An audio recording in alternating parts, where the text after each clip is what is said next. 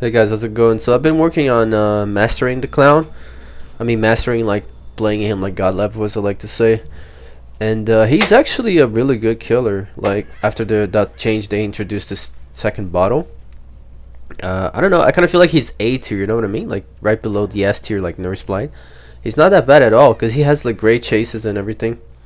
You probably be able to see it here a little better. So yeah, I do think he's very good. This match, I usually don't play without add-ons, as you guys know.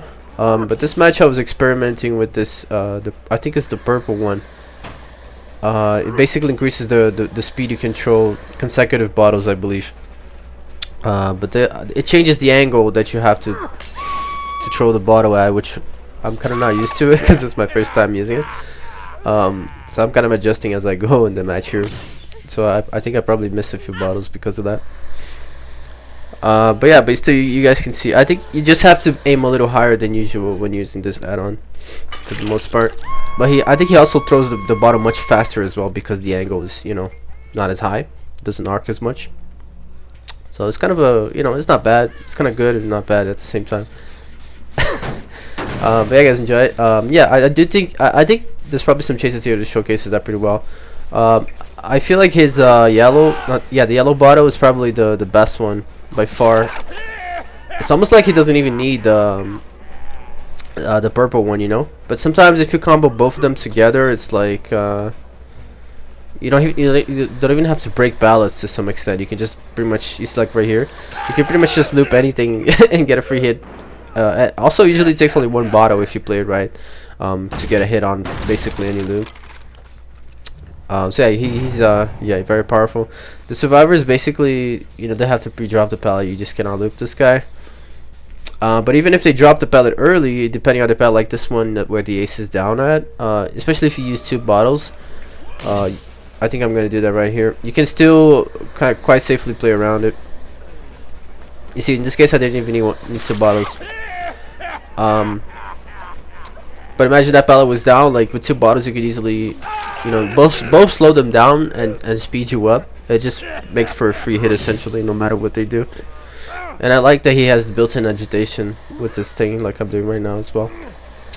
So yeah, I think he's much stronger than people give him credit for. Yes, he doesn't have any mobility, but you can compensate that with strategy. Like basically, you kind of give up on the far gens because he doesn't have the mobility to protect them. But you can somewhat protect an area, you know, or especially an area around the hook, which is they're going to be coming for the save. You can kind of get some snowball from there.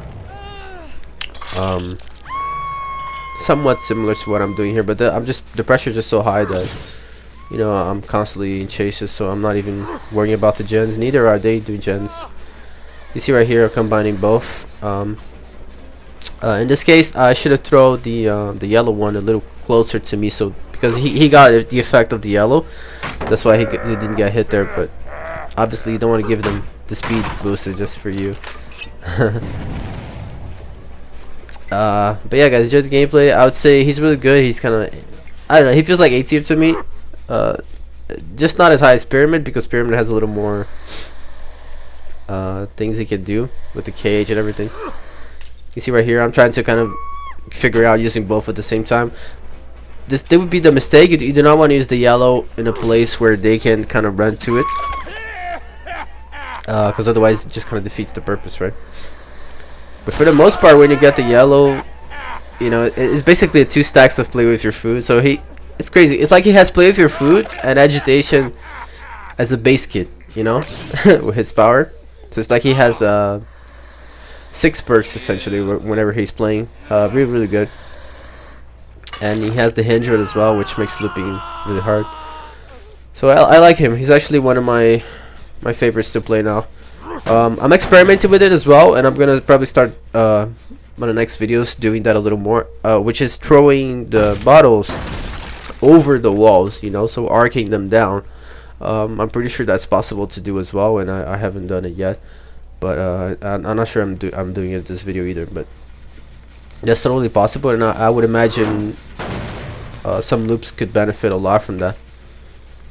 Especially because the survivor wouldn't be able to see the bottle being thrown, right? Because it would come, you know, above the wall, over the wall. So yeah, I'll be experimenting with that. Maybe in the next videos I'll be sort of already doing that. Just giving you the tip right here. You see, right, this was a miss right there, but this was a hit if I had hit in that bottle right there.